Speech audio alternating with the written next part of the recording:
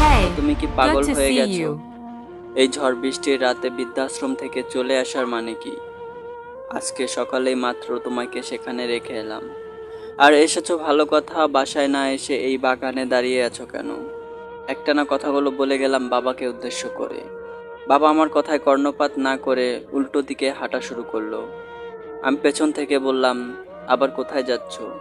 এখন আপাতত বাসায় আসো, কাল সকালে আমি অফিসে যাওয়ার পথে তোমাকে আশ্রমে নামিয়ে দেব।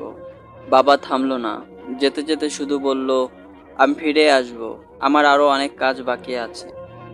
আমি বিরক্ত হয়ে বললাম, ধুর, তোমার যা ইচ্ছে করো। আমি বাসায় চলে গেলাম। এই বলে আমি বাসার দিকে হাঁটা শুরু করলাম বাগান থেকে।